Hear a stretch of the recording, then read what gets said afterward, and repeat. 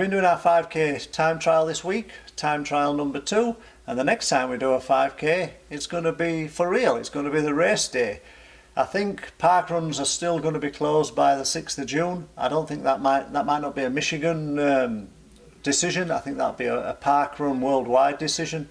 But just listening to Marathon Talk, as I do every week, one of the presenters is on the board of directors for parkrun, and I don't think parkruns are going to be back up and running. So I think we're going to be doing our 5k virtually, which is fine. We can do that. We've done 2 of them already. We can do a 3rd, and in the next couple of weeks we'll post some details about what's going to happen and how we're going to record times and things like that. If you've not posted your 5k time for this week, you've still got a chance to do that. We're going to extend the deadline until Tuesday evening. It's first Tuesday of the month, so we're going to do our online Zoom chat again like we did last month. I think 25, 26 of us, something like that last time, so don't miss that for sure. That was good fun. And if you post a 5k time, you will automatically get entered into the draw, but you have to be on the Zoom chat as well. You have to be online to be in with a chance of winning the prize that's been donated by Running Fit. We've extended the deadline to Tuesday for another reason. We're going to get our Texas companion, Mark Botterhorn, is going to post a time, so we might see a new leader on the leaderboard.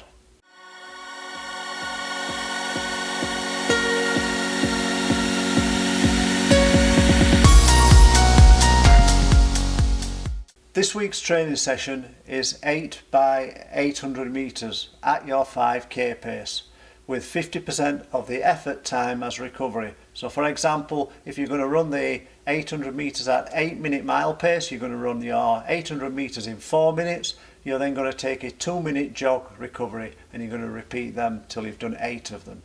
Again, try and do a royal flush if you can, no extra prizes, just a little bit of fun. Royal flush or a negative split, we'll not get too worried about what we call it. Now, if you've watched the video that I did this week, the first one in the Northville Roadrunners Technical Seminar Series, that is on VO2Max. VO2Max is your maximum amount of oxygen that you can use to produce energy, and that corresponds very roughly to your 5k pace. So what we're doing is we're doing a virtual 5k, we're doing weekly training sessions at your 5k pace or your VO2 max pace, and we do sessions every week at that pace to increase your aerobic capacity.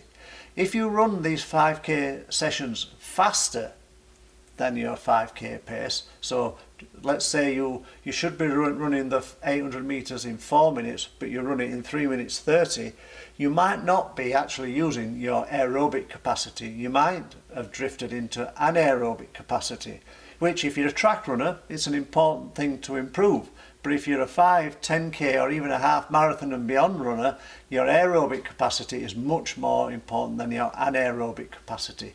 So it's vitally important that you do these 5k training sessions at your 5k pace, not faster.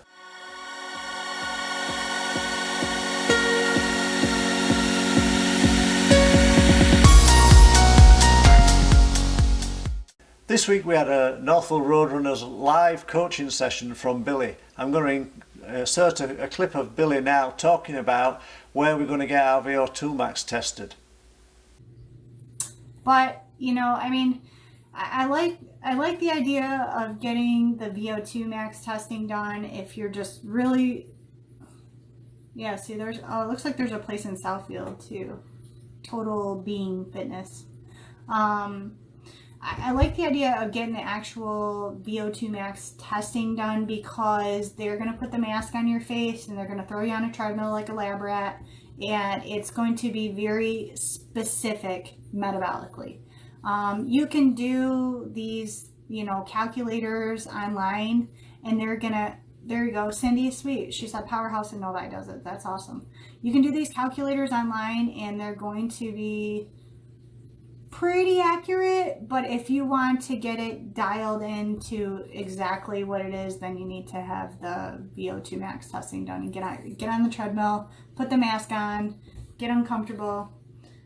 You can do these calculators online, and it's going to go based off of your age, your predicted max heart rate, and all that, and it's just not super specific. So the actual VO2Max test with the mask on is going to, it's actually detecting how much CO2 you're breathing off and what the gas exchanges that are going on. So it's going to be able to dial right in and tell you exactly what your maximal heart rate is.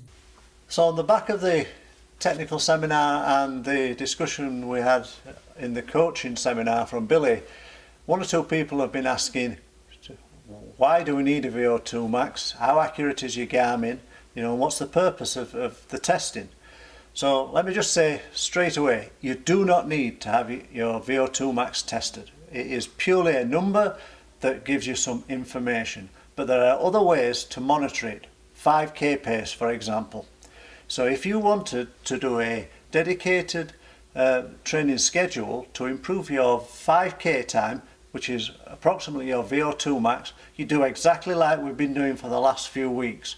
Okay, so you would do a park run, you would get your 5k time, you would do a 6 to 8 weeks block of training aimed specifically at improving your VO2Max. So that is, you would do runs at your VO2Max pace, your 5k pace, and then you would go back and do another park run and see if you've improved your time.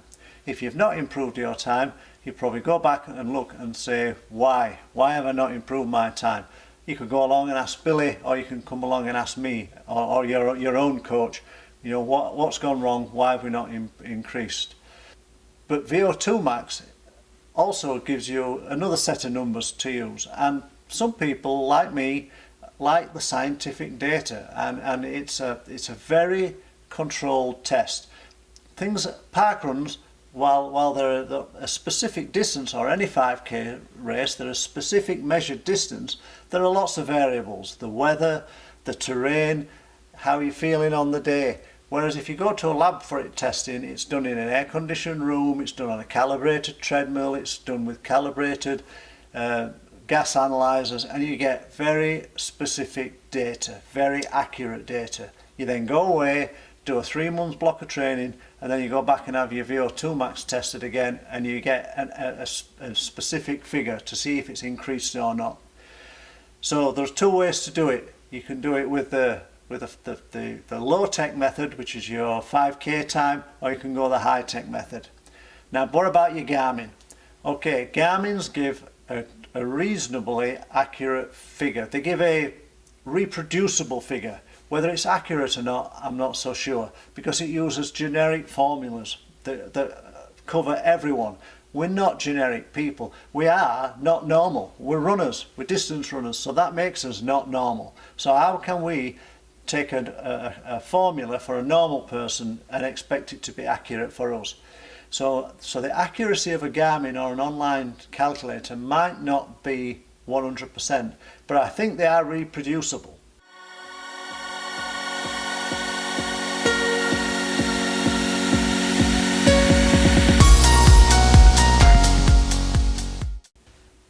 So, what's this?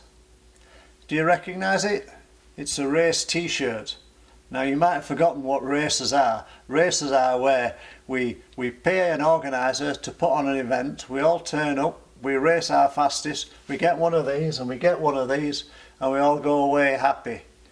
So it seems such a long time since we've done one. It's only actually been a couple of months. But I just thought, as a bit of fun this week, and a question of the week is, what is your favourite race t-shirt? So in the comments below, put some pictures of you in your favourite race t-shirt, and we'll have a little discussion on that.